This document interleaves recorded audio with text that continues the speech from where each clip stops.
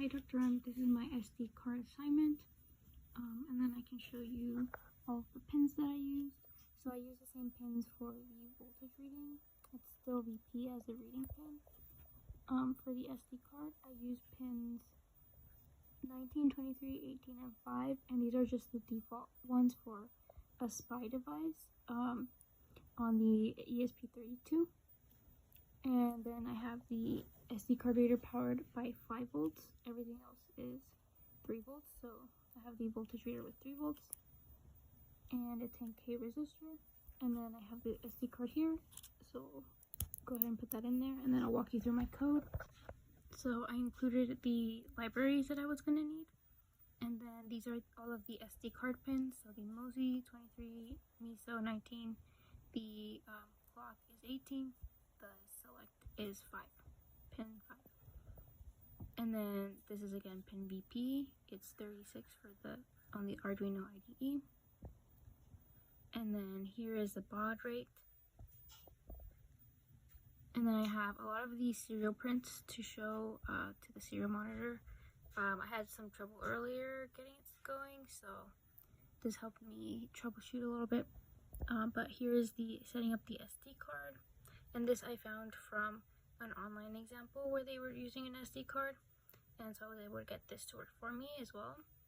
And I just feed it in the correct pins that I'm using.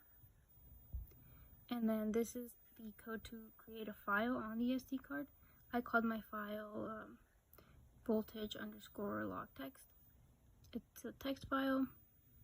And then I have it tell me if it created successfully. And then this is to set up the analog input pin. So this is just for the VP pin or pin GPIO 36. And then I have it take readings every 1 second. And then this is the taking of the reading, and it does save it into voltage. And then it prints the voltage onto the serial monitor.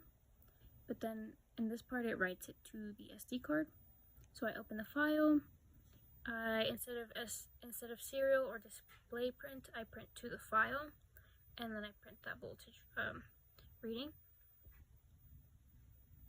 And then I close the file, and that's all that's in the code. So I'll go ahead and flash that. Okay, so now I have flashed the code onto the device. There's readings being taken, and so I'm getting all of that input into the serial monitor. And so I'm just going to let it run for a few seconds so that I have some values that I can plot, and then I will show the octave plot. So I've let it run for a few seconds, and then just to stop the readings, I'm going to disconnect power, and then it does show the error messages that I wrote in there, so I know there's nothing being written to the card anymore. And then I went ahead and pasted that in the same folder where my octave script was in, because it had trouble finding it when it was anywhere else. So now I have the text file that was generated onto the SD card. Okay, so now I have the MATLAB or the octave script open here, and I can walk through it. So I set the file name to be the name of my file that I'm using. Then I open the file to read it. I skip the first line since it's the title.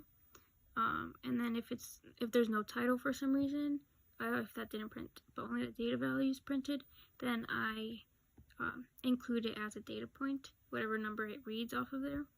And then I close the file and then plot whatever I collected into the array. Okay, and then I run the file, and then this is the plot that I'm given. So for the first few seconds I didn't touch the thermistor. Then I did put my fingers on it and then let it go, and so here you can see the change in voltage based on the temperature.